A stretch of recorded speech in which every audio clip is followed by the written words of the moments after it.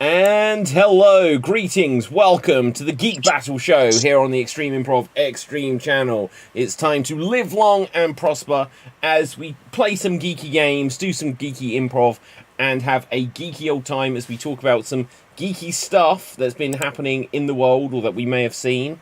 On the show tonight, we have a fantastic lineup. My name is David Postansky, and the thing I'll mention is that, well, evidently David Meakin is not here. He's left the safe homeland of France and Disneyland, and he's somewhere lurking about the UK, so I'm more nervous than normal.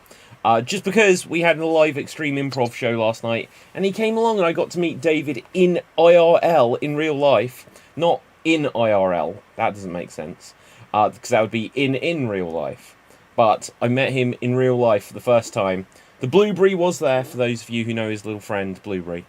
And it was very cool. We got him up on stage. We did some stuff on stage, I mean, and and we had a good old time. But I don't suppose we will be seeing David tonight because he'll be enjoying some of the wonders of England, going to Greg's and having like probably McDonald's food, to be honest. On the show tonight, we have Capelthave. Say hello to the people, and if you have a geeky fact, let it be known. Hail, my Geektonians from the land of leopards, crocodiles, and elephants, and also Teenage Mutant Ninja Turtles. I actually have to make a correction about my previous geek fact on last week. I said that the Bronze Fury from House of the Dragon's last episode was the Viserys' dragon. I got the name mixed up. It's Jaehaerys' dragon. It's the guy you see on the first episode who dies without an heir. So that dragon belongs to Jaehaerys, not Viserys. Viserys' dragon is Balerion the Black Dread, which is currently the most biggest dragon in House of the Dragon history, and probably even bigger than Smaug. So that's my current geek fact. Okay, Cap, I always appreciate that you take the time to do corrections, so I'm going to give you a point just based on that alone. By minusing a point from you from last week, just because you gave us misinformation. Right, okay. Also on the show tonight, we have Tim. Say hello to the people. Hey, good afternoon or good evening, wherever you are, from sunny Rhode Island, right outside of a Habitat for Humanity Restore parking lot. My geek fact for you today is in the first Transformers, when they're dumping the Decepticons into the ocean, the actor who plays the Secretary of Defense says that they're dumping them into the Laurentian Abyss, the deepest part of the ocean, the water, but it's actually the Marianas Trench that is the deepest part of the ocean. So they're getting that little fact wrong. And even when I was like 18 and seeing that first thing, I was like, oh my God, like that's the Marianas Trench. And that's all I got for you. That's awesome. I like that fact. The depths of the ocean scare me. Have you ever seen, like, on the internet, on YouTube or whatever, that video where it shows, like, this is the Earth, this is Mars, this is the Moon, and it shows the size comparison? I always find that really interesting, but I saw one about 3 weeks ago, which was just showing you how deep the ocean goes. And it was like, this is this ocean, this is this ocean, this is this ocean. And you're like, wow, some of them get deep. And then it says, this would be the Eiffel Tower underwater. And it's like, oh, wow, that is quite deep. And that's nothing. Then it goes further, then it goes further, then it goes further. And it's like, and here's the Titanic. You're like, oh my God, that was on the bottom of the ocean. And then it goes further, and it gets, it's scary. It's scary. Interesting about Titanic, when James Cameron was actually doing the film, he actually dived into the Mariana Trench to see how deep it would be. Yeah. And he also discovered there was the plastic bag was found under the Mariana Trench, and I think it was filmed by James Cameron, I think, when they realized that plastic reached that low. Wow. Into the deepest part of the ocean. That's fascinating. I could nerd out on plastic contamination in our ecosystems and environments, but I don't go there. Yeah. But you know, like, also, I saw the first half of a documentary a few days ago. I wanted to see the second half, but I wasn't able to keep watching it. So I don't know the conclusion. But it was about, do you remember a few years ago, and this, I'm not going to say this for jokes, because obviously it was a real situation.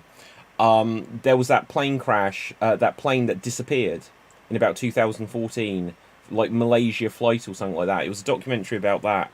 And they were saying about that disappeared, and maybe it completely broke up and because they found bits of wreckage and things. But the ocean, it goes so deep and it's so vast and it's such a impossible thing to find. This why it took them 80 years to find the Titanic. But yeah, it's like, you know, the ocean is a scary thing, really. A lot of it's still undiscovered. Yeah, like we know more about. Was it that, in a sense, we've explored more of space than we have of the ocean? Mm-hmm. That's crazy. Okay, this week on Science Facts. No, Marty, say hello to the people. Hello, everybody. This is Marty in Atlanta, Georgia. My geek fact is a little bit in. It's not complete because I wasn't able to do all the research I wanted to do, but with the recent casting of Wonder Man for Disney Plus, I realized that I had forgotten a lot about Wonder Man, so I went online and started reading. And I remembered that there was some kind of connection between Wonder Man and Vision. And it's because in the comics, Wonder Man kind of goes into a coma at one point, and they think he's not going to ever come back, so they take his brain patterns and they use them to create Vision. I think Ultron uses those patterns to create Vision. And so when Wonder Man comes back, he and Vision do not get along because they're kind of the same person. They're the same person. In a way. I mean, there's once They made a copy of his brain. Of his brain.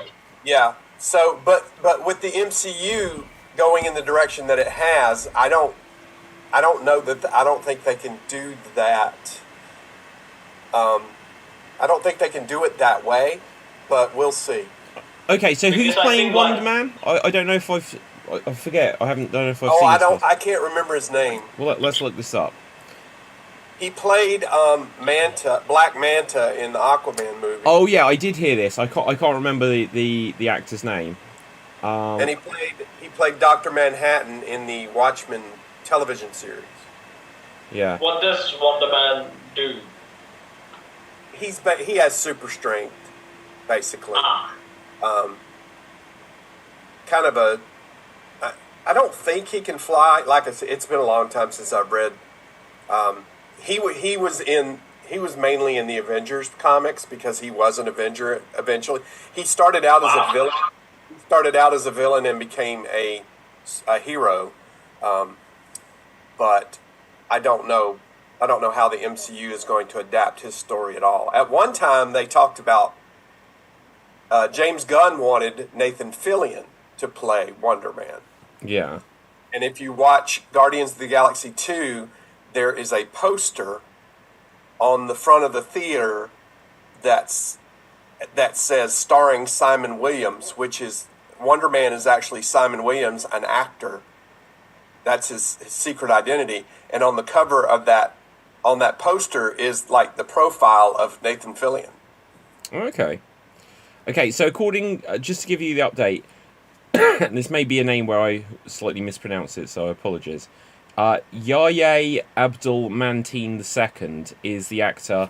It says is cast as Wonder Man there, and it says here that he was in what did you say he was in Aquaman?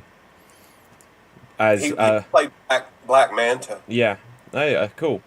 I haven't seen Aquaman in quite some time, but I thought he was quite good if I remember that well. So that's cool. Did you not like Aquaman, Cap, or do you not think he was good?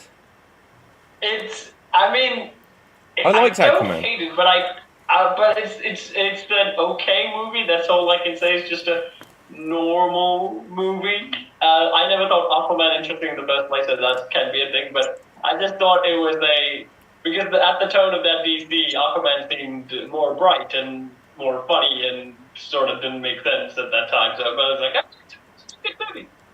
Do you know what? Like, the thing is, Aquaman, like, mostly my experience with Aquaman is the jokes they make about him on Family Guy. So then when it was suddenly Jason Momoa, and he seemed like a tough guy, and he was, like, really gritty and serious, I was like, okay, you can take this character more seriously. I liked the Aquaman movie. I look forward to the next one. So, it doesn't... my experience with Justice League is the animated series. He did make an appearance there, and he was, like, a powerful dude. But again, he didn't do a lot in the Justice League. He only appeared in a couple of episodes. But I can't see why. I mean, I don't see his most... like, what separates him apart is that he can breathe underwater and can control other animals and some psychic abilities. But other than that, he's just a super strong guy. That's pretty much it. Well, that's what most superheroes are. You know. But what is Aquaman going to do in space? You know, if they have to go to space, you know, what's he going to do? Are you serious? Yeah, No, what is Daredevil going to do in space? You know, Daredevil is a ground level superhero. Okay, but Aquaman is a water level superhero. Why has he suddenly got to go to space? Justice League technically live in the Watchtower. Yeah, okay, but then so what's Batman going to do in space? He repairs the computers. I think Batman built the damn place, didn't he? Yeah, and that too. No, but like, you can't give Daredevil a free pass because he's a ground level guy, and then say, well, Aquaman, you're just good in water. It's just like, that's what he's meant for. I mean, even the Justice League needs a tech guy, David, and Batman is the best tech guy you can think of. Okay, well, what's the Flash going to do in space? He can't fly. He work the engines manually. Yeah, he can fly. fly. What engines? What? One time they had to actually power a time portal using Flash's speed I don't power think- hooked up to a treadmill. David, did you know that the Justice League in the comics, their headquarters is like a satellite up in space? Yeah. Yeah. No. Okay. Right. But either way. Well, so yeah, okay, but like Superman can go in space. He doesn't need any of the others anyway. Well, there's that. Can Wonder Woman fly? She can fly, can't she? Yeah. Although, tell me this, Marty. So in the cartoon show, Superman do fly into space, but when he's actually doing a lot of stuff in space, he has an oxygen mask. So it says that he can hold his breath in space at least a little bit, but if he's actually spending more time, he needs oxygen supply. Is that true in comics and usualists? I think it depends on who's doing it. Like, you've read Invincible, and yeah. they always, they go into detail about how long each of them can hold their breath in space, 2 weeks, right? And Ultraman can hold their breath up to 2 weeks. Yeah, possibly 2. yeah, and then, 2 weeks. but because Invincible's younger, he can't hold his quite as long. Yeah. So I don't know. Wait, hang on. He's called Invincible, and he needs to hold his breath. Yeah. That doesn't sound very invincible to me. That's why his father told him when he picked the name, that's a little bit on the nose. And he's not invincible. Is Invincible the only thing I've never watched? Invincible, is it like on Amazon or something? It's a animation. Yeah. Thing. Do Is it yourself good? a favor and watch the damn thing. It's really good. Here it's on Amazon, but if you find it, it's really good. You should watch it. I will make a point of watching it. Okay, speaking. Yeah, go ahead. I read the entire run of the comics, and it's a really good comic too. Nice. Okay, so in terms of things that we have seen or read or played or whatever we want to react to, is anything, before we do some quick fire games and that, has anyone got anything they want to react to? Tim. Witcher is gone! Oh yeah, we'll get to that. Tim was in first. Go for it. I just saw Tales of the Jedi, and Count Dooku's, descent into being a Sith Lord is tracked in this, and it was really interesting to see it. I really enjoyed the way that it had a Blade Runner 2049 feel in some of it. So what is this? Is this on Disney Plus? Yeah, it's called Tales. Oh, it's got me right. Oh wow! Car crash. Your stationary car. It just Warp speed. Yeah. Sorry. Let me reprocess. Yeah, go for it. Subsides. It's called Tales of the Jedi, and it's 3D CGI, but it's Disney Plus, and it just kind of tracks both Ahsoka Tano and Count Dooku in their development pre-Clone Wars. Oh, okay. Wow, that got me. Normally the phone doesn't fall that way, but it definitely fell in the right spot to just leave a little bit of soreness. Wait, what? Where did it hit? The phone fell right where the worst place it could fall. And, oh, Tim, man, sorry to hear that. Lingering. Thank God it's not a Nokia. It's yeah. It was good. Gravity did a great job that time. Oh man, that's a classic. We're gonna have to get that clip of the show out. I think so. Yeah, definitely. Is the people who did Clone Wars are the ones who are actually doing this as well? Is it Dave Filoni? Filoni's name might have been in the credits, but I've only seen 3 out of the 6 episodes, and I didn't pay attention to that part too much. But it was good. It was good. I enjoyed it. It had a Blade Runner 2049 feel to it, which is I like it when Star Wars kind of takes from, develops its own sort of world, and it's not just this same part of this one big creative universe. Yeah. Sorry, just to pause things 1 second. We have Rob Kirby in the waiting room. Now, I think because of the time change, I think he thinks it's an hour from now for Extreme Improv Extremed. But I'm going to let him in, and if he wants to go, he can go. But if not, he can talk geek with us, and then we've got him captive. The time change really screws things up. Yeah. Yeah. So anyway, Tim. So 99 superheroes walk into a bar. Yeah. And they all say Rob Kirby's here. We'll see if Rob Kirby actually emerges though. Ta-da! There he is. Hey Rob, how you doing? I'm doing well. How are you? Good. Rob, I'll just give you the heads up that we are currently live. Now, I don't know if it's a Nice. time change thing, but this is still the Geek Battle show. Were you aware? Good thing I threw on clothes right before I logged on. But yeah, so did you know this was Geek Battle? I did not. Do you want to join? You're very welcome to. Of course. Okay, let's I love do this. Geek. So we were just reacting to some stuff. We're going to play some games shortly, but we were just reacting to some stuff that we've seen. Tim groined himself with his telephone. Long story. Ouch. That happens to many people. Yeah. But then he's disappeared now. It's Sorry. like you've regenerated. Tim has regenerated into you, to use the Doctor Who reference that only David would get. But Tim, you were saying about Star Wars. Yeah, the Tales of the Jedi, especially Count Dooku's development, has a real Blade Runner 2049 feel, and I kind of dig that because like the music follows sort of also the Andor series, which gives it, I don't know, just a different flavor. It's nice. Okay, cool. Rob, I'll just throw you this question here, and just to think on. You don't have to answer immediately. If there's anything cool you've seen over the last week that you want to react to, if it's a movie, TV show, if you played a video game, anything like this, we usually have this thing where we can just give our hot takes on whatever we've interacted with in a geeky sense. So if you have something, by all means, feel free to discuss. Has anyone else seen anything? Cap. The Witcher is gone. Yes, The Witcher is gone. Just for context here, Henry Cavill will no longer be in The Witcher, and is it Liam Hemsworth? Yep. They've got like the second best Hemsworth, like the silver medal place Hemsworth, to replace Henry Cavill in The Witcher. There was a comment in one of the Witcher YouTube channels. They said that the show basically shot itself in the foot. I mean, I like The Witcher, but I was saying, like, compared to the books and also to the fandom, it does not stick to the source material. Not the details. I mean, like the small details, people would then not bother, but like the main core of lots of things, and not actually sticking to the source material. But Henry Cavill is assuring that he will try his best to make things very close to the books, and season 1 was kind of like that, but season 2 just fell off the rails.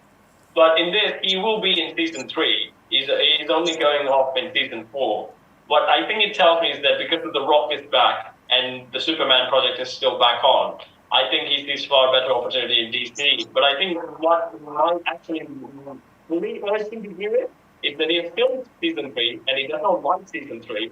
And he thinks the show is not going well, and he's like, you know what? I'm just gonna dump it. I'm just gonna leave. Yeah. I think mostly it's because of that. Because even in season 2, there was a thing on set, and also David, you also said that the Witcher writers don't actually like the source material, and the one guy doing X-Men actually said that. And also he dropped out of the show the announcement was announced like 2 weeks after that news came out. There was an incident on set in season 2 where the writers were actually doing something when one of the characters died, and they were going to turn it into a comedic moment, basically like Thor Ragnarok. And Henry Cavill was like, can I try something here that is something of the books? Which still doesn't give the situation much easier because it doesn't make sense, even in the context of the books. But it did something, and it did work at that moment, made that moment much better than the comedic take that they were taking on. And this is kind of the things that he's been doing. So I'm assuming that he's been butting heads with the writers and probably some of the producers as well. So yeah, I thought he just jumped ship before the whole thing sank. Okay, here's an interesting situation. Rob, you are kind of like our resident writer, like with the experience and all this. You can give it from this perspective in the room. When it comes to adaptations of stuff, what's your view on whether things should stay faithful to the source material? How much do you think, well, if I'm developing a TV show or a movie that like it's different from the book or whatever, that you would change things? Or what Cap was saying about taking something and making it more comedic? What would your view be on that? Well, there's no way to not, I think, deviate from most of the source material. A lot of source material I don't think is airable on like you can't always recreate what's in a book on TV or especially on TV or in a movie. And yeah, it depends on what if you wanted to go more comedic. Like there are books I've read where I'm like, this is an amazing book. I just recently tried to get the rights to a book and I couldn't. Wow. But there are times where you can read like this is really good. It could also be really funny. I mean, my mind works that way. And if the person who gets the rights to it wants to turn it into something funny, I mean that's what they can do as long as I give the person who created it originally the heads up that that's what you're going to do. I remember Stephen J. Cannell originally greenlit, allowed for an adaptation of 21 Jump Street that was more like the TV show. And once he got really sick, I'm not going to say who, but somebody said, all right, let's hold off on it because we want to make this funny. And Stephen J. Cannell did not want to make 21 Jump Street funny whatsoever. Wow. So I'm still a little pissed off about that. But, I mean, yeah, so whatever vision you have for it, if the original author is okay with it, I mean, that's what you can do. If you think you're going to make money with it, that's what you can do. But it's going to anger some. No matter what you do, it's going to anger some people who love the source material. See, like, there's no way not. Yeah, Rob, you gave the exact take. I was kind of like, you couldn't have given a more interesting and better take than what I would have hoped from that perspective, where you were like, well, you've got to change things and stuff like that. And then I can hear, like, inside Capelthev is just like, you can't change the source material. That's what I'm here for, sort of thing. I mean, I agree. I mean, I've seen stuff like, how could they do that? But, I mean, sometimes it's the nature of the business. You can't. I think like it just depends like what you do you do with it. So like who's the guy that made The Walking Dead? I forget. The original guy who brought it to TV was Frank Darabont. Oh no, that's the director, writer, and that. But like I mean the guy who created it overall. Oh, Robert Kirkman. Robert Kirkman. So I know he's fairly heavily involved with everything on the TV adaptations, etc. And that clearly has got, there are characters that die at different times, there are characters that don't exist in the comics, that only exist in the TV show and stuff like this. And it seems like as an adaptation where it deviates, he's completely on board with it and he's happy for it to be like, well, this is this version of the story and this is this version of the story. And even though there are deviations, it's like they're two versions of the same thing. But then you get something like I'm trying to think of a good example of it, where it's like the original Super Mario Brothers movie, where instead of it being like a cartoon dinosaur, they're literally like lizard people, and everything about it was different. And there's a few examples like that where things are just like, whoever the original one was like, yeah, make a film of our thing, and then it's just something so radically not what the original was. Rob, we'll come back to you quickly, and then we'll come back to Cap. Like The Lawnmower Man with Stephen King, it was so different from his book that he took his name off it. He's like, I don't even want my name affiliated with Stephen King's Lawnmower Man. Wow, I did not know that. Incredibly different. Oh, yeah, I mean, like night and day different. Yeah, so he's just take my name off it. And I had another thing I was going to bring up. I don't remember what it was. I'm trying to think of other examples where things have just like they've almost been the thing in name only. Rings of Power. Well, oh yeah, I guess Rings of Power. I was going to say the Harry Potter books, the first two that were directed by Chris Columbus, which I like. The movies are great, but those two follow the books very, very closely. And later on, when they started deviating away from the books, I was a little bit irked by it, but now when I go back and watch them, I can appreciate some of the changes they made. I still don't like some of the changes they made, but I'm okay with more than I was at the time when they. Can you give an example, Marty? I'm trying to think. Like in the third book, there was more about the relationships between Harry's dad and Lupin and Sirius Black and Wormtongue. There was a lot more relationship and backstory about all that in the book than there was in the movie. In the movie, they just kind of they don't even really make it known that that Harry knows like Lupin tells him a ton of stuff about what they did when they were in school and stuff, and in the movie none of that happens, and it's really it's a lot of cool stuff, and they just didn't do it in the movie. Yeah, I wonder if that's like a timing issue, or they decide they need more action, and who knows. Cap. So I agree with some of the changes you do have to make. I mean, if you're adapting it from a different medium, the books you can do about internal monologues and all that, blah blah blah, lots of stuff. And the media, you probably can't do that, and you have a runtime and everything. But this is what pisses me off. I'm okay with someone taking an adaptation, taking a new story. The Witcher games were adapted from the books, but they happened after the books. So the whole story that they told in the games were not in the books. But this is the brilliant thing that they did. They read every story of the Witcher books, and they just took all that story, the core detail, and they just turned them into new stories with different other characters. But basically following like the same sort of morals and same sort of the story ideas that the books were actually hinting at. So that's why the Witcher games were incredibly welcomed even after the books. But here's the thing for me. I'm okay with you taking a book and adapting it something into different. It could be very good. But if you promise that you're actually going to do a faithful adaptation, even for the Witcher series, the books that are sold now have the Witcher series cover. Like they have Henry Cavill and all the other actors' faces on the book's cover, saying that the show is very faithful to the source material, which is clearly not. So in that instance where I'm doing, this is not what you promised us. Shouldn't they go back to the books and make them connect to the TV series? Like, clearly the books got it wrong. I think so. The books, again, it's a Polish book. It's from Poland, and there has been a number of TV shows based on Poland as well. The games is what made it international, and it's what made the IP famous.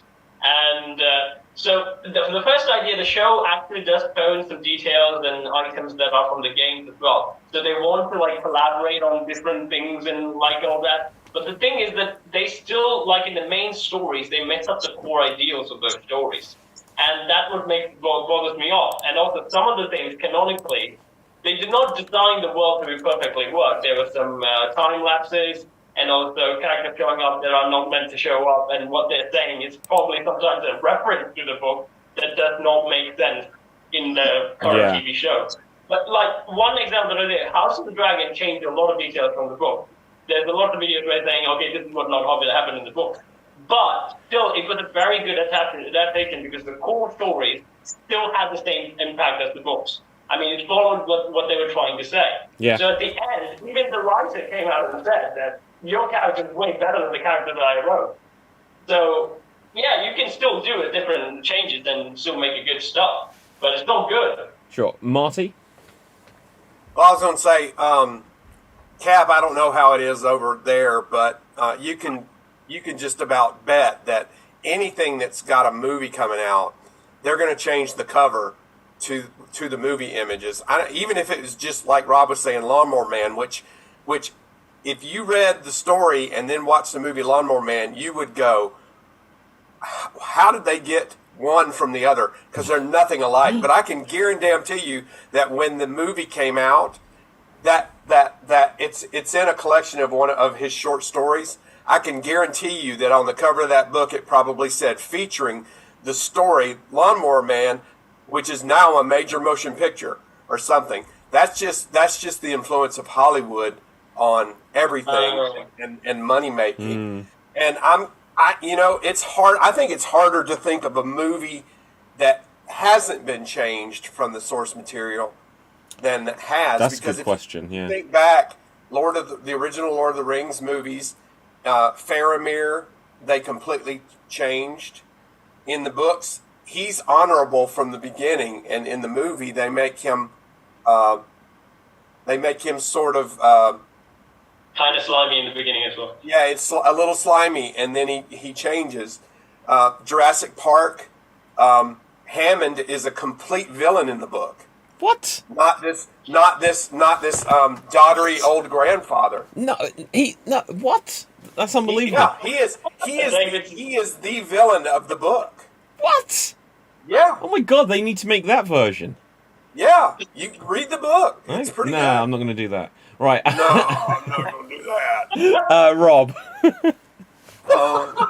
Yeah, just something when I was talking about the adaptation. The biggest, especially in movies, the biggest thing on the thing that forces changes, aside from some things not being possible to film. Although now with computers you can pretty much film more stuff, but it's the runtime. Like books, they're adapting books that are 400, 600, 800 pages long, turning it into an hour and 45-minute movie. Stuff has to be cut and stuff has to be changed to make sense with those cuts. And there's one writer. He gives permission to do the books. He reads the scripts. He hates the fucking scripts, but he still lets. And he's written movies himself, which doesn't make sense to me. Adapt them yourself if you want to do it. James Ellroy, L.A. Confidential, Black Dahlia, absolutely hates the fucking movies, but he continues to let people make his books because he only cares about the money. He doesn't really give a shit because his book is Kind of about like the same with the Witcher writer as well. He's like, he doesn't care. Do whatever you want on Netflix. Yeah, it's like if you want to see what story I told, read the book that I wrote. Like this is just it's an interpretation of what I wrote. Like some of them they aren't as holden to it. And like there's a huge one in Game of Thrones. Who turned out to be one of the most popular characters of the show. He dies in the books. I'm not gonna give away who it is because I know David hasn't seen it. But yeah, I mean that is a huge difference, and it completely changed the trajectory of the last few seasons of the show with that character not being dead. Yeah. Wow. But isn't he? So the last season supposed ended the game as a story, but the writer hasn't finished his book, right? Yeah. So he Right, hasn't currently. the last two seasons of Game of Thrones went beyond they had already surpassed the timeline of the books, and they had passed the books. So it's gonna be interesting. So he has a clear copy of what not to do, because I don't think that 2 seasons were received well. I think. The last season was absolute crap. It was weird. I didn't know they had passed the books, but like I liked Game of Thrones a lot, but it was kind of hard to follow. So whatever, 5th season or 6th season, whenever they passed the books, I remember telling my friend, I'm like, it's a lot easier to follow right now, but it's not as good for some reason. And then they told me like, oh, he's already passed the books. I'm like, oh, that makes sense. That's so weird because it's like, what is it like the Winds of Winter or something like this? It's been like he's been writing it for like 12 years or something. The Song of Ice and Fire. Oh yeah. Well, yeah. So it's just like, and that isn't even necessarily the last book, is it? Is it that there's meant to be this next book and then one more, and he just hasn't finished them off yet? Yeah, Like, and have you seen the guy? He's not healthy. Well, you're suggesting he may not survive to finish them, Marty? He needs to get on the stick. He's very, very lazy is what he's trying to say.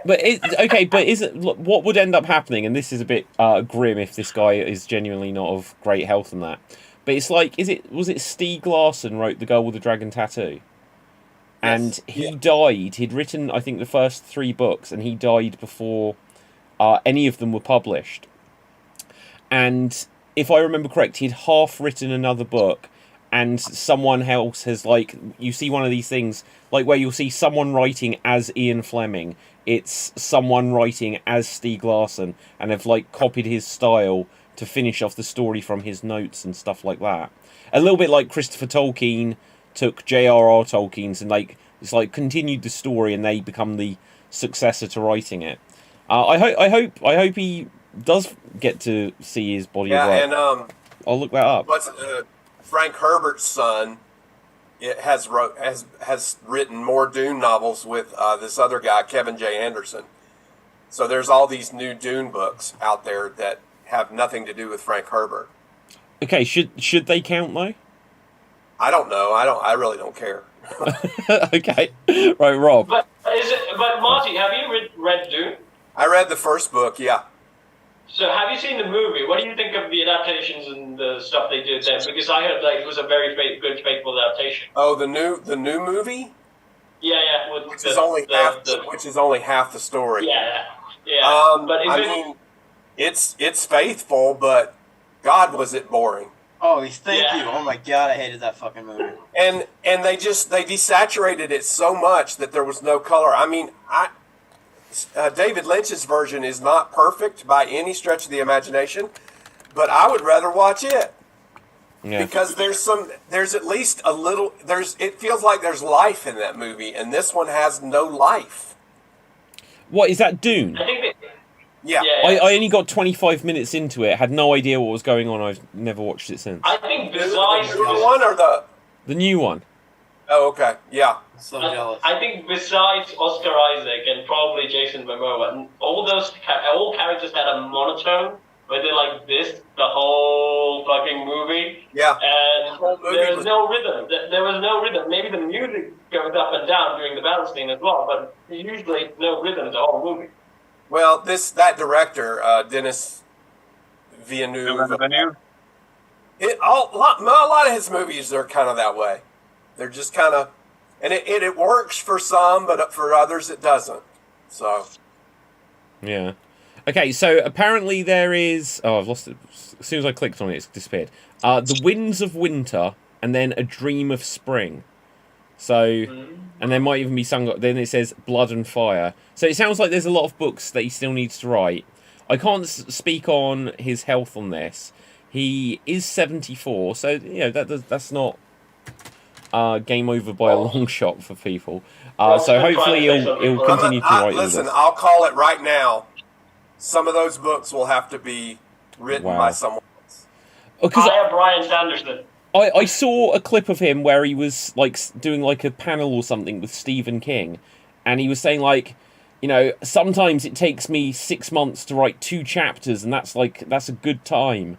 He's like, how do you write books so damn fast to Stephen King? And he's like, well, I just churn them out. But yeah, Rob. Girl with the Dragon Tattoo, I think, is a really good example because it had, you know, the same movie was made twice within like a few years of each other, the Swedish version and the American version, and they're like the essence of the story is there, but it is rather different along the way. I personally like both of them. I wish they would have continued the American trilogy. I like. Yeah, I've only seen the American one. I really liked that film. It was a shame that it's. Me too. They didn't make the next We watched all of the Swedish ones and we loved them, and the American one just left us. We were like, this was unnecessary. Have you seen what was the one they then made like a second film, but it was not connected? With Claire Foy instead. Who's Yeah, a fantastic actress. That's just not her role. I think she's amazing in The Crown. She was great in The Crown. Everything. That wasn't her role. It was weird that they had a complete change of cast and everything for me. I don't know why that was necessary. Okay, so look, we'll get on to one some of my monologues for when I want to get like a creepier villain role. I do a monologue from Girl with the Dragon Tattoo. Actually. Oh really? Which character? The bad guy when he kidnaps Daniel Craig and he's giving him this speech. That's one of my monologues. Do you So know what? that's That's one not of the bad. impressions that you can do. It's not an impression. I don't sound like that actor whatsoever. See, it's so interesting you even say this, just to sidetrack things ever so slightly. It's like, in the UK, we'd be told never to use a movie monologue as a monologue. We'd always be told to use a play. Yeah, Out here it's absolutely. fine. Yeah, out here you can do anything. We'd always be told to do it use for, a play. Like, usually in a play, I'll do a play, but no one's ever said no to it. Yeah, Like, it was. A lot of times they don't even know what you're doing. Like people have asked me like, "What's that from?" I'll go Dragon Tattoo. I thought so. Yeah. Yeah. For me, the school auditions I had usually say like the US school, the university had like the clear instruction that the monologue must be from a play or a movie. You can't do one from a monologue book. Yeah. Oh, they say don't use monologue books here as well, just because everyone does them. But we really get hammered at home of like, don't do something from a movie or TV show because they're too well known, and you won't be able to separate the idea of your performance from the actor who played it before. Is the logic they use, but that's interesting. So just move. This has been super interesting, but just to pick up a couple of things, then we'll play a couple of games and stuff like this. What? I don't get to talk about the stuff. Oh no, okay, we will. But what I was going to say, just to bring things back, a couple of points. One, Liam Hemsworth. Do we think that he'll do a good job? Is he just going to be? Is he just getting hate because it's not Henry Cavill? Here's the thing.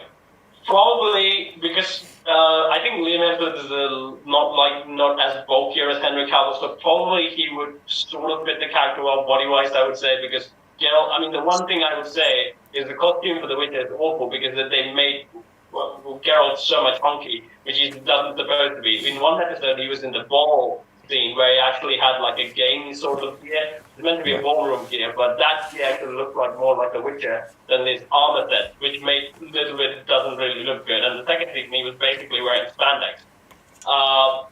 But actor-wise, I don't think Liam can pull it off. I can see Alexander Skarsgård probably pulling it something like that, Geralt off. But Who's Alexander Skarsgård?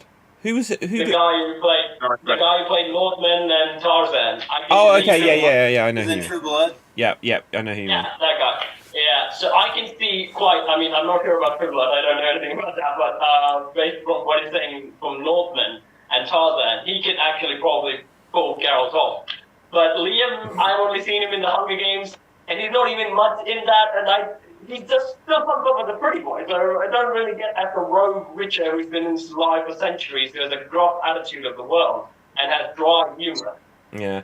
It's Tim? going to be vastly different no matter what he does. You can't help it when it's an actor. Like when Hercules, when that guy died and they had to replace him. I mean, the show was completely different. He had such a different interpretation of the character, and there's no way to get around it. Like I've seen plays after they've been, they've changed casts, and it's different. There's no way to get around the actor's interpretation of the material. Yeah, Tim? I think that Liam Hemsworth has a chance, but I don't know exactly. From what I've seen him, I didn't see much of the Hunger Games.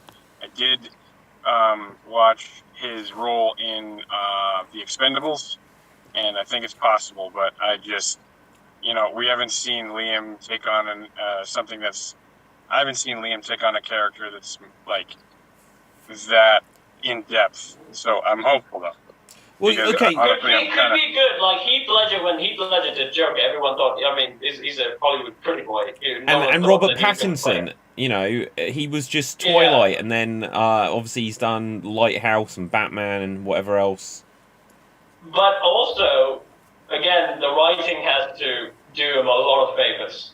I mean, that's the problem mainly. I mean, no matter how good the actors are, if the writing is crap, it's not going to show up. Tim? There is a similarity, though, in that Liam Hemsworth, his character in the Hunger Games, is a character that's written from books. So maybe the process of discovery as Geralt maybe he can study it and come up with his own version that is somewhat as charismatic and captivating as Henry Cavill. But he can just look at the books and he's like, okay, I got it. And then he comes to the set and the screenwriters make him do something that is vastly different. He's like, okay. Well, the problem is Cavill also has some decent nerd street cred. Like, no one else will advocate for the story and the character according to what was written, He was the only, the Witcher fans were really sour for the Netflix season, and season 2 really had very low ratings. But the only thing they said is that, like, Henry's still trying to play the authentic Geralt, and we can hear things from the set, things like he still wants to do the books, and that's why we are actually engaged in the show, because we're hopeful. But Liam is definitely not going to have the influence as much as Henry did on the set, I believe. Because Henry was the patent project, and he was close with the producer. I don't think about Liam's relationship with the other people on the show, and he might not be able to say something but maybe this is silly, I want to try something. I don't think he would have that leeway. I don't think he should. If he doesn't do that before, it shouldn't be a part of the role that he takes on as advocate. If that's not his strength, and his strength is taking direction, maybe that might be a better way for the character's development in, post Henry Cavill. Yeah. Who knows? Well, the other interesting thing, Henry Cavill, obviously, Witcher is on Netflix, and he's also, I think I just saw that there's going to be Enola Holmes too, because I think he plays Sherlock Holmes, doesn't he? So, Yeah, he does. Is he falling out with Netflix here, or that's? From the way he left, he didn't leave as the way he did with DC. So I'm guessing Netflix relationship and his relationship. It's so weird. He seems like a nice guy. So why is he falling out with everyone? And all that doesn't matter. I mean, Mandy Patinkin left Criminal Minds in the worst possible time he could, 3 days before they started production, and CBS put him or Paramount, the studio, put him right back into Homeland and guest starred on other CBS shows right away. I don't care as long as it's gonna whatever they're in is gonna make them money. I don't give a shit. No, that's a good point. Maybe he pissed off the wrong guy. Okay, I'm just going to segue on sunk Sherlock Holmes because otherwise I don't know when I'll ever get to speak about this. I saw a stage show of the Voyage of the Damned, or I can't even remember what Voyage of something. Sherlock Holmes show like a week ago. I have got no idea what happened, and I sat through the whole thing. It was completely incomprehensible. Like, Did they at least say elementary? do you know what? I don't even know if they did. Right, the whole thing. There were 5 actors in it, and you know, this is Geek Battle, and we're discussing shows and movies and stuff like that. I always feel weird criticizing stage plays because obviously I produce stage plays, but there were 5 actors in it, and between them they were playing 25 roles, and Jesus. it was so hard to follow because the guy who was playing Sherlock was also playing like an absolute villain who wasn't. It wasn't like, oh, he's playing the main villain or something as well, and he's telling the story of, oh yes, and I was over here, and then this guy came in and did something. It was just he walked off stage, he came back on, and now he was a villain. And I said at like a certain point, I was like, all of the characters look like the same actor, and I hadn't figured out that it was, because I was like, it took me 20 minutes to work out what the hell is going on. They all just look like. And here's the thing, there was one female actor in it. I gotta get going, guys. Oh, sorry, Tim. Thanks so much, Tim. And they had to bounce. Good to see you again. Good to see you. But yeah, so I was saying that there was one female actor playing all of the female characters, and fair enough, they weren't huge roles. There was like a love interest story going on, but then there was a few other female roles, and she played them all. And then there was the guy who was playing Watson, who was a bit more short and stout. But then the other 3 male actors in it were all just kind of tall, sort of like floppy hair, and because they were like playing about 16 characters between them, they all looked at I was like, how many people are in this cast? Because there was these different characters coming off and on. I couldn't keep track of it at all. It was awful. And they'd got a couple of like moments with stage combat and stuff. So, like, I don't want to like just do this huge critique of this stage play, but some of the stage combat was definitely not safe. So not safe. Pulling someone up by their neck, and it's like, if you're going to do that, the victim performer needs to have a grip so that you go with it. You can't just pull someone up by their neck and stuff like this. And some of the staging and blocking was off and stuff like that. It was so hard to follow. It was awful. And as an adaptation, this is why I thought it was interesting to bring in as well. Moriarty is the Sherlock Holmes villain that we know so much about. They said about Moriarty at the end of the interval, well, going into the interval, it says like, I know who this may be, Moriarty, dun dun dun, and it goes to the interval. And then it comes back from the interval and it says about, so who is this Moriarty? And he's like, I only met him once. And then it has this flashback of where he meets Moriarty and they're talking about a painting and everything is like a subtle threat. And it's like, oh, this is going to get interesting. And then Moriarty never comes back up in the story until the very end when they just mention, but Moriarty is still out there. It's like, you're not making a sequel, this is a play. It's like, am I going to have to wait 2 years for this same company to do a follow-up to this? So there, it's like, either make Moriarty a bigger part of the story or cut him out. Anyway, I thought I'd share that. Rob? Similar, related to both things we just talked about. Did you see the Sherlock on stage?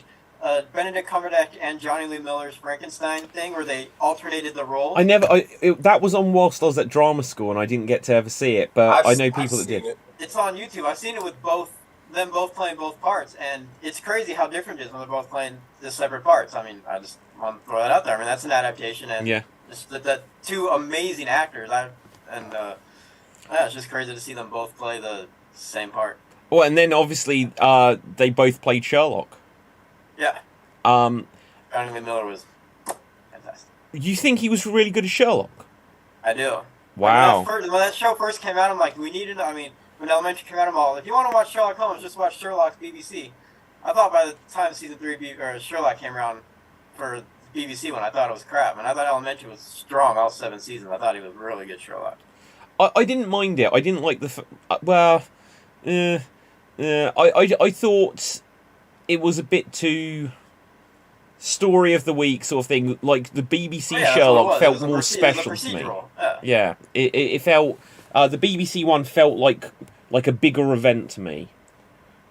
So yeah, so in that sense. But Marty, you're about to say. Oh, I was just talking about, you were talking about theater. My wife, my wife is in theater. We're in Atlanta. This is the third theater she's worked at since we've been married. And so I've seen a lot of theater. I mean, I worked at a theater too, but I wasn't really in a theater position. But, there's a whole lot of bad and mediocre theater, but it's rare to see something that just blows your mind. I saw a Sherlock Holmes-based Christmas play one year at the theater that she and I both worked at this theater together. And like you said, it was incomprehensible. By the end of it, we had no idea what had happened, who anybody was, other than Sherlock. Luckily, the guy cast as Sherlock only played one character. Yeah. But there was only like maybe 7 or 8 people in the cast, and they played multiple roles. And by the end of it, we walked out, and Sarah, I said, that was bad. She goes, yeah, it was bad. Yeah. It's an interesting. I said, but the costumes were great because my wife is the costumer. Here's an interesting thing. I still might do this project, so I don't know if I'll go into too much of the details of it. But a few years ago, I started working on an adaptation of A Strange Case of Dr. Jekyll and Mr. Hyde. And if you read that book, and it's an interesting thing. I heard Christopher Lee say that he'd only play Dracula again. This is obviously a few years ago, probably about early 2000s. He said he'd only play Dracula again if they did a faithful adaptation. He says because one has never been done. He said one has never been done of Dracula. And when I looked into stuff about what's been done of Strange Case of Dr. Jekyll and Mr. Hyde, I was like, everything changes things. And then when I read the book and was thinking, right, how would I do this adaptation? It's really hard, to the point that the original book, it's quite a short read. It's actually a tough read. Like, the language of it is just tough to really... You have to really concentrate to comprehend what the story is, what the events are. It's written like a journal or a diary. Not quite a diary, but like a journal of events. And it jumps about in time a little bit. And it's hard sometimes to do an adaptation. And with the Sherlock Holmes stuff, I think that they always think, well, we've got to be somewhat faithful to the books, and it's got to have all of this somewhat highfalutin language in. But my theory is that there is a lot of things that people go to, like either films or some sort of entertainment, or even museums and that.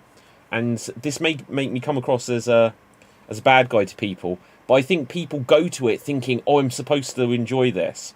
And they nod their head and come away feeling cultured. And they don't have a clue what's happened. Oh, Dave, can I tell you that I am so sick and tired of every show I go to getting a standing ovation? Yeah. Did we say about this before? It's just because the people in front of you stand up. And that's the friends of... They're the friends of the cast and the writer. And then the back row are like, oh, well, I can't see. And they stand up as well. I mean, my wife worked. I hope nobody at the opera listens to this, but I'm sure they don't. Well, they should. We went to see the opera that. I mean, she's working on Madame Butterfly right now, but the last opera they did was Blackbeard's Castle or Bluebeard's Castle, and they updated it to be a little bit more modern. And I thought it was good, and I thought it was. I mean, it was. I can't say it was entertaining because it was very depressing. Story, and at the end, everybody stood up and did a standing ovation. And normally, my wife and I would not do that, but because she works for the opera and we were sitting on the front row, she looked over at me. She goes, "I guess we better stand up." And I said, "All right." But normally, we stay seated just to make a statement. Wow. There, me too. About the fact that every show doesn't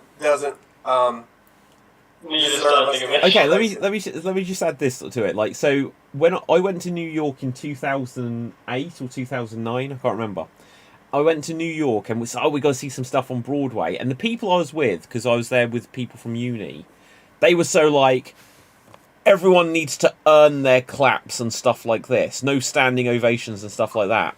I saw a play and it got Morgan Freeman in. As soon as he walked out, there was like a 2-minute standing ovation. He hadn't done anything.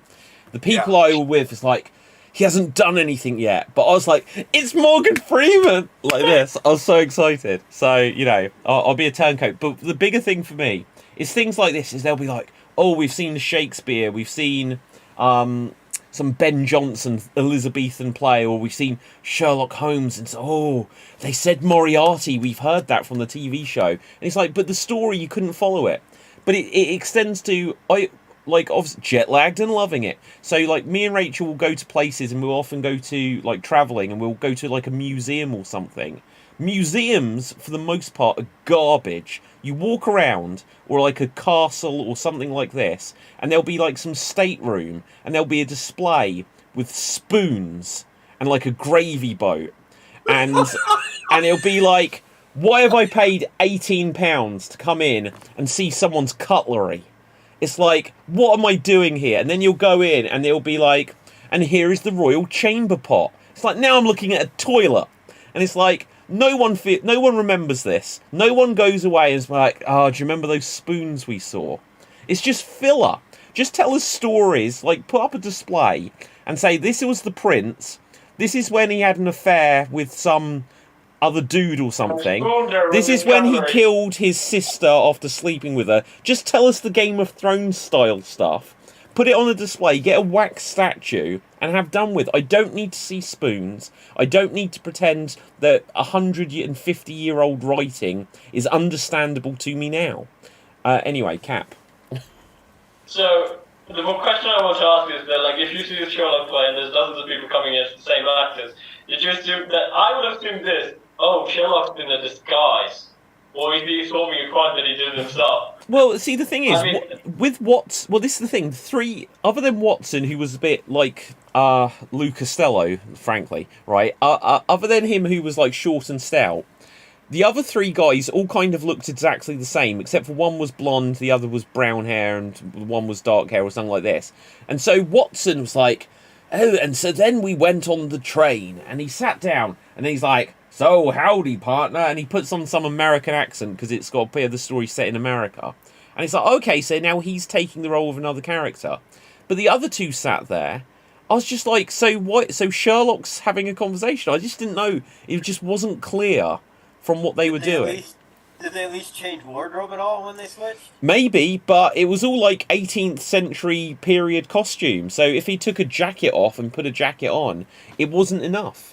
Yeah, I've never seen anything as completely insane as that. But the play, which I loved, A Gentleman's Guide to Love and Murder, one of the characters plays like 6 or 7 different characters. And it took me a few times for him to come on before I realized he was playing different characters. But he does do a wardrobe change. He talks a little different. He was really good in it. But, I mean, it was a professional touring production. But, Rob, so I've seen that YouTube videos for The Gentleman's Guide to Murder, I think. So, it's clearly filmed. Why isn't there a film copy out there where I don't know. There's so many things, so many plays and stuff where they don't, you know, they keep it as you have to see the play. But I would say, like, for old plays, I think Into the Woods is still online, I think. So I was able to see Into the Woods, the original Into the Woods, in YouTube, which I thought was, like, great. And the movie was, then afterwards, came a little bit down low. I've probably said this before. I saw Into the Woods at the cinema.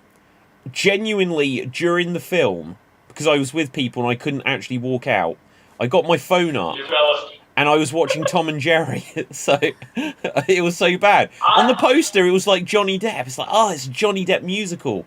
And like, I didn't even like Sweeney Todd particularly, because it's the same writer. None of the songs rhyme, and to me, it's just not a song. Have you not seen Sweeney Todd on stage? No, I'd only seen the film, and I was like, it's gritty. The songs are a bit shit. If it's done well, if it's done well, it's fine. Like I've seen 2 productions of it. I saw a production of it in Fort Worth, Texas. It was scary as shit. That's cool. And it's rare to see a stage show that's scary. The movie was done by Tim Burton, right? Yeah. Yes. Yeah. The thing with that, I would say this though. For Into the Woods, again, I saw the movie, but I first saw it, I really liked it because that was the first time I'd seen anything like this, like making fun of Disney movies in song. But when I saw the play, and David, you would love the play. Check it out. I think it's probably available on YouTube. I'm sure about England, but I see it's available. Yeah, okay, maybe. Well, That's really, watch, really good. yeah, watch the version with Bernadette Peters as the witch. What, Yeah, Into the that Woods? actress. That's the original version. It's really good. See, but like, okay, so 1996. even like, well, like at the time, like I said, it was like Johnny Depp was in one scene. It was like a James Corden movie. Or we could even Yeah, speak yeah. about. Oh my God, James Corden! Did you hear this thing? He stole a Ricky Gervais joke, like word for word. Like word for word. Like, That's how crazy. could you do Well, the that writer probably nowadays? did it. Like even Gervais said it. Well, one of his writers probably said it, or wrote the joke, and Well, he he's didn't know what it whoever was. the writer is. They're fired. Oh, exactly. Yeah. They're Fuck so that guy. fired. Word for You know, word. I would bring them out onto the TV show and fire them. You know, it's like Gordon's been in the shit lately. because what was the other thing? He like told someone He off went in a off on restaurant. some waiter. Something to do with the restaurant. But you and Danny said one time he's got a horrible reputation in England, right? I don't know. Yeah. Maybe Is Danny that who you guys did. were talking about? Have you ever seen? There's a clip. I don't know what it is, but there's a clip where Corden is on stage at some sort of maybe it's an award show or something. He's just and, beating a dog with a stick. No, and Patrick Stewart is there, and Patrick Stewart very obviously does not like James Corden. Wow. And tells him off in front of the cameras. In what way tells him off? Like, And stop Corden is touching just me. standing there dumbstruck, going, "What have I done?" Wow. And Patrick Stewart is just basically saying, just I haven't watched it in a long time, but he is obviously pissed at James Corden and doesn't like him. I never mind James Corden. He's in a couple of episodes of Doctor Who, and one of them is one of my very favourite episodes of Doctor Who. And I never like the thing. I think he was in it might have even been a musical or something, but a play adaptation. Because I think he was in the original cast of a show called The History Boys, if I remember correct. And then he was in a sitcom called Gavin and Stacey. And I've never watched it until recently. And he's quite fun. He seems quite good. Now, maybe he's not the nicest guy or something like that. I think his off-stage reputation is what actually made him the bad guy of the thing. I think, like, with Rob, I think Danny or Ashley or something, like someone who said, like, he's known to be like a chubby comedian who made fun of the elites, but then he kind of turned around when he got the fame and everything, and he became one of those snobby people who doesn't really I was appreciate surprised. fans. And he has a he has a very affable personality out here. Like I didn't until recently. The stuff that he said out here is a prick. But until Danny said that stuff, I was like, wow, I was surprised to hear that. I mean, Yeah, I'd never known everybody about thinks something I'm a wrong nice with it. person, too. Okay, hang on. When the presenters are up here and when the Can't hear recipients it. are receiving their awards, Can you not hear it? don't stand at the back of the stage with your hands in your pockets, looking around as though you wished you were anywhere but here. Oh, you couldn't be more wrong, sir. You couldn't be more wrong. Oh, genuinely. And if it looked like that, I'm so sorry. But when you come up and present an award, just get on with it. There we go. From where I was sitting, I can see your belly. That's got to be planned. That was right over there at the back of the room. These people down here, Sorry, I'm waiting for the punchline. Go on. No, seriously, go on. okay. No, go on. You can see my belly, and we can all see you dying right now. Let's go for it. Here we go. Wow, this is awkward. this is the greatest thing I've ever seen. Do you want one more? Oh, it's got to be rigged if they're saying stuff like that. It's like a If you roast. fancy the Jonas Brothers, cover your belly. I don't get that. Yeah, I think Patrick Stewart's a little drunk, but I'm glad he told him off. For whatever Shiny reason, belly I like it. reflects. I think what happened is, how Wow, some that chub- is so awkward. There's a lot of chubby people who, I mean, in my opinion, they wear shirts that are a little too short, and you can see the bottom of their belly hanging out. I feel like maybe Corden had on a shirt that was too short, and Patrick Stewart could see his belly, and he didn't think it was appropriate. Wow, do you know what? Like in that situation, like I think if there's something that you've got a complaint about, you either like handle it afterwards, or you speak to the producer and say, look, if I'm going to do something again, can we like agree beforehand you're not going to do that? Because I think Patrick Stewart came off like the bad guy there. I don't know. But he's not Patrick Stewart. Well, that's true. That's true. It is Patrick Stewart, but Fun to watch. yeah, it's just like what a awkward moment in a show. If I was in the audience, I would have loved it. Oh yeah, I would have loved that too. Yeah, well, wasn't there a clip of like when Ricky Gervais was roasting all the celebrities? All the celebrities were having a very stern face, and then it cut to Brendan Fraser, and he's like having this time of his life, and then literally became a meme where Brendan Fraser did this. Ricky Gervais always says what needs to be said, but no one will say it but him. Yeah. I think, was there a clip where he and Mel Gibson were like standing in the wall and they were trying to take shots of each other? Mel Gibson and who? Ricky Gervais. Oh, possibly. I don't know. Ricky Gervais, I think, is taking shots at everyone. Yeah. Like, Ricky Gervais he's the like, he's, I think what you said, Marty, is right. He's got a way with saying stuff about everyone because that's what he's kind of expected of him now. You know? So he's got to say something, you know. The next year's Oscars host. Yeah. Okay, so look, we should begin to probably wrap things up here. I think we should do one game before we end. Oh, Marty, you've got something. Hang on, Marty. Yeah, we didn't do any games. Marty, what was the thing you wanted to react to? We're here for a fucking hour and a half, and I didn't get to make any recommendations. No, go on, Marty, go for it. What the hell? No, go for it. Okay, real quickly, because it was Halloween season, yes. I watched a couple of Halloween sort of things. Because it was getting so much hype, I watched the movie Barbarian, and I don't see what the hype is all about. I think people, I watched it, and I was like, what the fuck am I watching? I don't want to spoil it for anybody that hasn't seen it, but it is not, I mean, everybody's like, oh, this movie's brilliant, it's a brilliant director, brilliantly written, brilliantly filmed, brilliantly acted, and I'm like, no. So anyway. What film? Barbarian? When did that come out? Barbarian. It just came out. I hadn't heard of it either. I saw the reviews. I'm like, oh, we'll check this out. But I agree, it's crap. Like the first 30 minutes, really cool. Like the first 30 minutes, I thought it was leading to a different kind of movie, and it was really creepy. And I'm not going to give away the part, but Marty, I'm sure you know what I'm talking about. All of a sudden, you're like, oh, that's fucking moronic. And then it just got worse from there. Yeah. Film stars Georgina Campbell, Bill Skarsgård, and Justin Long. Jimmy Mack watched it and said he liked it, but he said... What is the audience score? So the critic score is high. What is the audience score? Oh, it's everything. IMDb, Google, Rotten Tomatoes, it's like 70 and above. It's nuts. And it's fucking absolute crap. Yeah, but here's the thing, like, for Black Adam, the critic score was really low, but the audience score kept going up. But, like, people were, like, even David and people saw it and said, okay, it's a bad movie, but it's an enjoyable movie. But is that the same thing here, where the critic score is high, but the audience hated it so much it's so low? I want to check that one. Rotten Tomatoes, what's the movie?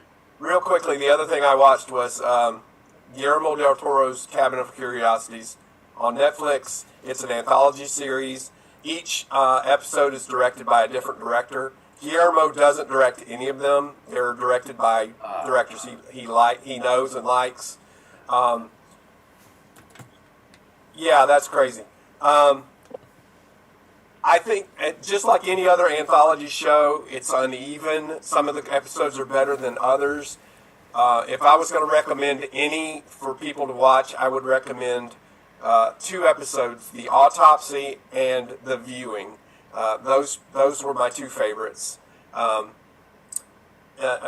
far as like production design and the monster designs and all that kind of stuff, it was all top notch. But just story wise, some of them just kind of left me flat. So those are the 2 things I watched. What was that show called? Cabinet of Curiosities. Okay, I don't know. What's that on? On Netflix over here. Okay, so it'll almost certainly be on Netflix over here as well. I'll have to check that out. So you guys, Del Toro is a very horror director. I've only seen one horror movie of his where he had the Tom Hiddleston, the guy who played Loki in it. I thought the ghosts were cool and the setting was cool, but I was really the story is more like mad. But he made one of the best cartoon shows on Netflix, Troll Hunters. It's for kids. It had monsters in it, but it's not really that scary monsters compared to the house ghost or something like that. But that was a very wholesome writing, and I can't imagine this writer being like one of the great horror directors in Hollywood. But I think maybe he should make more, kid shows because Troll Hunters was pretty good. Isn't Guillermo del Toro like sort of notorious for having projects that don't go anywhere? I love Pan's Labyrinth. I've seen everything since then, and I just they've been shot beautifully, but I thought the stories have been absolute crap. Well, wasn't he gonna do the Hobbit films and then didn't in the end? His name is on them, but he backed out. Yeah, and there was also famously a video game like if you know the movie version, like Silent Hill.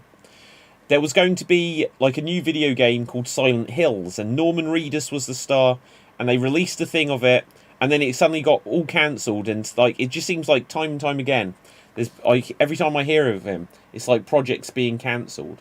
But okay, Rob, you didn't like Shape of Water? Splash? No. Splash.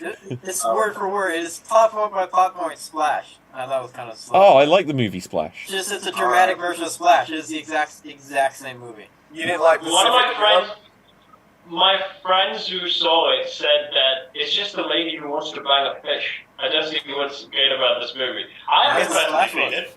Splash was a guy who wanted to bang. I look at it as the Creature of the Black Lagoon story taken a little bit further. Wasn't it in like Splash on Disney Plus where they like censored the nudity, like in an awkward way? I don't know. I haven't seen it for a while, but probably. Yeah. Rob, did you not like Pacific Rim? I like Wait, Pacific what? Rim. You're saying that after the censoring the nudity is just really weird. Anyway, never mind. You don't know the movie Pacific Rim? No, sorry, my mind was just elsewhere. Cap. No, I like Pacific Rim. Again, that's very different than what Del Toro is known for. It's not a horror movie. It's a good monster flick, and the fights look incredible. Story, as per an action movie, they're good enough for that. I really enjoyed it. The second one I hated. The first one I really loved. Yeah. Well, he did Hellboy 1 and 2. Those are good. He did Blade 2. Blade 2 was good. I didn't like Hellboy 2. Like, oh, really?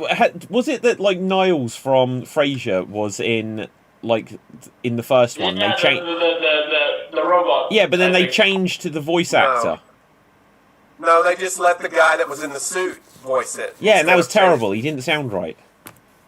Well, the studio made them use Niles Crane. Well, and the studio was right for once. Yeah, but like that happened to him before as well. So when he was filming Treasure Planet, he actually voiced one of the characters in Treasure Planet, and some sort of mental health condition came up, so he couldn't even voice it. So they brought in someone who did the dub voice, trying to mimic him. And when he was after surgery, he came back and saw the film. And the actor didn't get that much paid for it. The voice actor who mimics him didn't get paid for it, but he saw it and thought that was so good of an imitation. He paid the actor full money that he had. He said, like, give the actor the full money because he's doing such a good job. Yeah. Well, Doug Jones, he thought that he was going to be the voice of the Silver Surfer too. I mean, he played the Silver Surfer in that Fantastic Four movie, but then they used what's his face's voice. I can't remember. He was in the Matrix. I'm too young at that time. Keanu? No. The Silver Surfer. Morpheus. I'm surfing around space, dude. Morpheus, right? Yeah. Morpheus. Okay. Right, guys, because look, I do want to do a game. Like, if Extremes is a tiny bit late. Yes. I'm on Geek Battle for games. Yeah, we're gonna do games. Like Rob, do come back. We will do more games. Yeah, I think we have a time change this week, so I doubt I'll be able to. Oh no! I just thought it was today and not tomorrow. I would have been completely lost on Slam Jam. Yeah. I only know gosh. 80s wrestlers and late 90s. That would have been awesome. Okay, but look, we're gonna do it. We'll do a game now.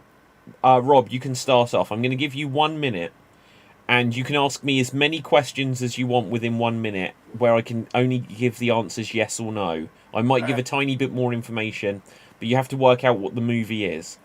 Okay, now in fact I've got the movie, but I just need to bring up a tiny bit more information about it, because otherwise you're going to ask me something I don't know. But look, let's have a look. So, What I was known for back in the day. What, you could figure this out? No, asking you questions that you had to look up. All right, yeah. Okay, so Rob, you're going to have 1 minute, and if not, then I'll hand it to someone else. And here you go. Was the movie before the year 2000? No. Is it a science fiction movie? Yes. Did the lead actor, has he ever won an Oscar? I think so. He's definitely, maybe not an Oscar, but he's won awards. Is there a one protagonist or a group of protagonists?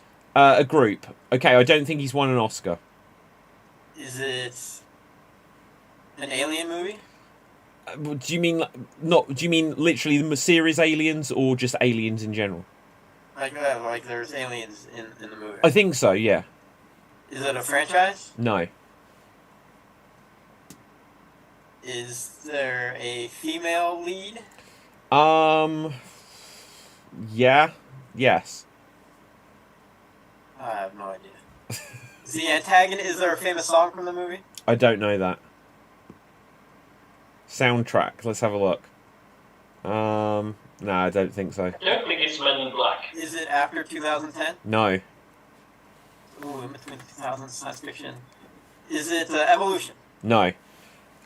Alright, that's my guess. I got Okay, close that's to a minute. time. That's time. I gave you a few extra seconds because I had to fact check a couple of things in there. So handing it over to Marty. See if you can pick this up. Go. So there's one protagonist. I think there's more than one, but there is definitely a lead. Is it a team? I think so, yeah. Are they superheroes? No. Do they have powers? No. Are they military or like police or something like that? Not quite military, but there's something. Okay. Is it a Men in Black movie? It's not Men in Black. Okay. There are aliens.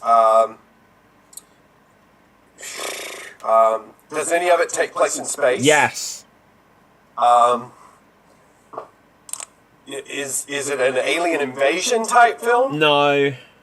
Do the humans fight the aliens? I can't even remember if there are aliens. I think there are.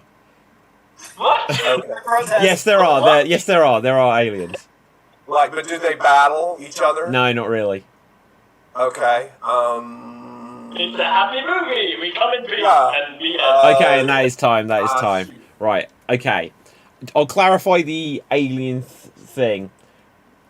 There is something aliens in it, but it's not overwhelming. But He even means that. there's Mexicans in it. No, Jesus. Right. Okay. Cap. Here you go. Is it Prometheus? No. Franchise. Oh, Prometheus. Oh, yeah, it's from the Alien. Does it have a recognizable star playing it? Yeah. Is this movie well known? Not nowadays.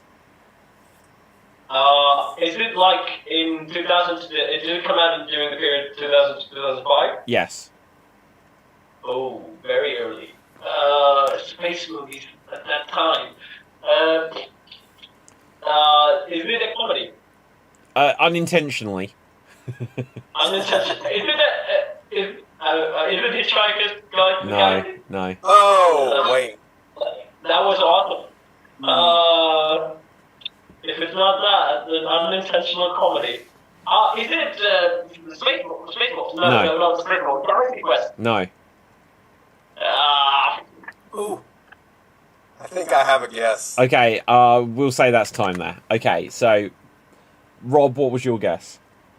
Unintentionally funny, well-known actor. You originally thought won an Oscar but didn't, but you don't think ended up doing it. John Travolta, Battlefield Earth. Okay, Marty, what do you think it is? What? That's exactly what I was going to Oh, say. it's not that, I'm afraid. I'll tell you. Oh, it's not? It's not. Oh. What? No, it's Mission to Mars. Oh. If you remember, Gary Sinise, I don't think he's won an Oscar, but when I went through, he's won a That golden... was a piece of garbage. It was terrible. And now, there are barely aliens in it, right? If I remember correct. I think I saw it at the cinema. Didn't ever watch it Yeah, I since. think they're, like, it's more insinuated, I think. Yeah, exactly. But there might be something that tells you that there's aliens, but not really. Like, because isn't there like there's a face on Mars, and then they go there, or I can't remember. Well, and there were two Mars movies that came out. That one and Red Planet. And yeah, vaguely remember. Everybody said Mission to Mars was better, but Red Planet's actually a fun movie. Wow. Okay, Marty. Did he not win? Look it up. What, Gary Sinise? I thought he won for Forrest Gump, but I guess he just nominated. Yeah, I don't know. Like, I couldn't see it on his list, but obviously. No, Martin Landau won that year. Oh, that's right. Okay, Marty. You Is have. this a movie? It's a movie. Here you go. Is this from 2000 and beyond? No. Wait, Is do it you mean from- in forward? No, it's not since 2000. Is it in the 90s? No, 80s? no, 70s? no. Oh, 30s? Yes. Is it a horror movie? No. Is it a science fiction movie? No, that's not what it'd be called. Is it a thriller? No. Fantasy? Yes. Is it a silent film? No. Is it one of the Universal Monster films? No, it's not. Is Boris Karloff in it? No. Is Bela Lugosi in it? No. Is it obviously it's black and white? No. Um, No. It's not. From the 30s? Yeah. Oh wow. 30s. Is it The Wizard of Oz? Yes, it is. Yes, it is. Well done. Well done.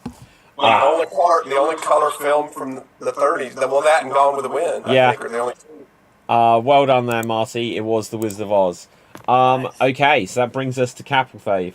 Cap, let's find something for you. Yeah, okay, let's go for this. Go. Is it the 90s movies? No. Is it the 80s movie? No. Is it the 2000s movie? It might be, but it might be 2010s. I'm not quite sure. It's between the two. Okay, mid-2000s. Is it a superhero film? No. Is it a fantasy film? No. Is it an animated film? No. Is it a comedy? No. Is it an action movie? Yeah, but that's not the first thing it'd be called.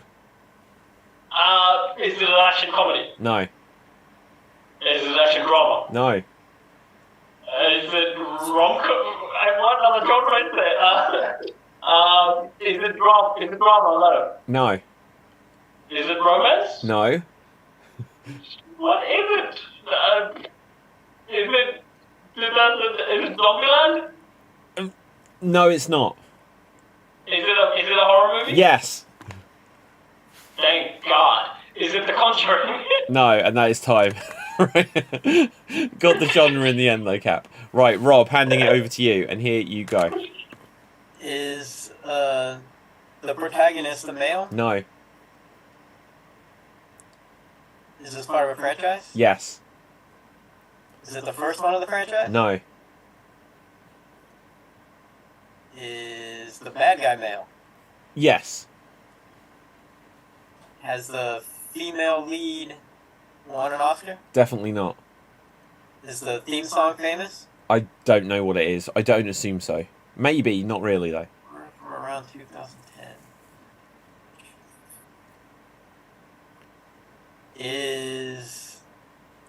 Are the deaths by something physical? Like a knife or chainsaw? No, not really. Is it It Follows? No. Is it The Ring? No. Oh, that was earlier.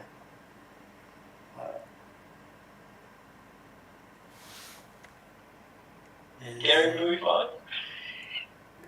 Oh, that is time, Rob. That is time. Okay, Marty, go. Is it a zombie movie? Yes.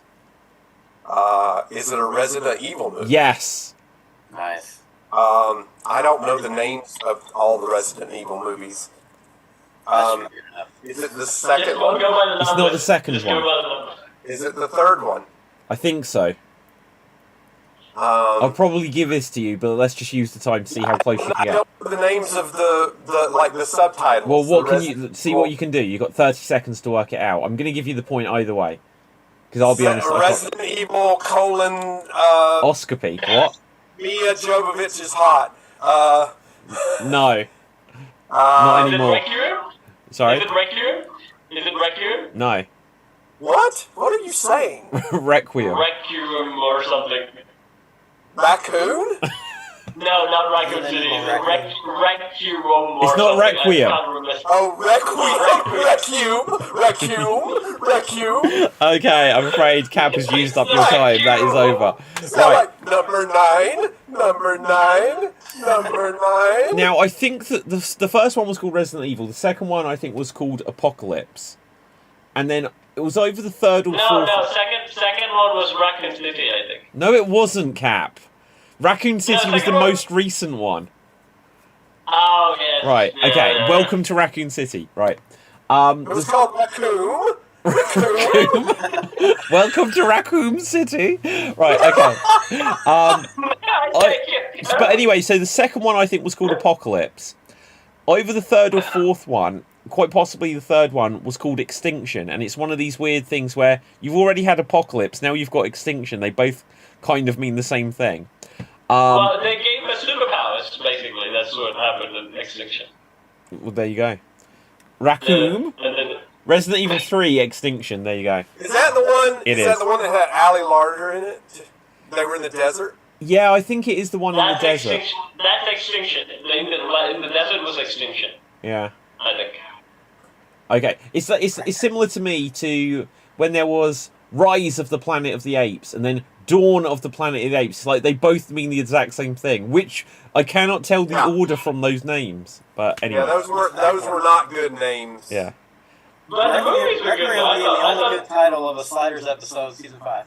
Requiem is the only good title of a Sliders Only episode. good episode of a Sliders season 5. It's Oh, well okay. I played. thought you meant it's a season 5 episode. I thought you meant it was the only good episode of Sliders ever, and like this show would have to just now season last 5. 3 hours Well, I long. think This we season. aren't they still making Resident Evil movies? No, yeah. they did a bad. they did an effective reboot, which like Well, the they Mila need to do one Jovovich more. It needs to be called Resident Evil Raccoon. raccoon for one more. Right. They like during the pandemic they came out with one which was like a kind of a reboot, and if you know the video games, it's like, oh wow, it's so faithful in so many ways. Some ways it's not. No, it's compared to the Mila Jovovich stuff, it's much more faithful. But Compared to the Mila Jovovich of Zombieland, much more faithful. than well, the no, rest. okay, but very quickly on that. So, like, when I watch the Mila Jovovich things, they're so far away from the games, it's crazy. But then when this one came out, I was like, oh wow, it's really close to the games. But then I watched it a second time, and I was like, the enjoyment I got was recognising things from the game. As a story that it told itself, and as an action film, it was actually quite bad. And it doesn't look, it doesn't seem that they're going to make a sequel, but I'm sure they'll make something. My recommendations are, I'll just say that now, there are good animated movies that came out with, I think the 2 animated was really good, the third one was okay. Whatever they But did on they're Netflix really was good. awful, Cap. No, that's not the Netflix one. That's not the Netflix one. That's not the writer. That's not the director. I saw the movies, then I started playing games. I saw the cartoon movies, then I started playing games. It was good, that good. Okay, on this note, though, we are going to have to... We're like 10 minutes late for Extreme. So, Cap Fave, where can the people find you? Marty, you won this week, by the way. Right. I didn't get to talk, but I won. You did get to talk. This is why the show's now like that was 20 minutes ago, Marty. You've talked. Right, Cap. Where can the people find you? You can find me on Sword D's, where I actually did give Halloween recommendations for this year, short, so go check them out. And also, I made this special Halloween short for the Halloween date. You might have missed it, but still, go back. It's about Alice in Wonderland, where it's actually a horror thing, a real-life horror kind of thing, so go check that short out. And you can find me here on Extreme on YouTube stuff. Awesome. Rob, where can the people find you? You can find me on Extreme. My recommendation movie is not genre, but The Patience on Hulu is really good. And I guess Silent Voice and Your Name anime. Rewatched those recently. I'm just wondering, who's going to be more mad when the Highlander remake comes out? Me, because they're remaking Highlander, or Cap, seeing Henry Cavill holding a sword again? We'll have a debate when this happens. He's in that? No. We'll get to it another time. Marty, where can the people find you? You can find me on Instagram at WhatWoulDJesusGlue, and here on Extreme when I get around it, when I get a chance. If they let me talk. Oh, gee, like, I'm going to edit this video just to see how much of the episode you spoke, and it's going to probably be about 31 minutes or something. Right. But he dominated the game. I mean, he got 2 movies. Yeah, exactly. Right, I'm David Postansky. Go to all of these YouTube channels, check out extreme.tv, and in a few minutes we will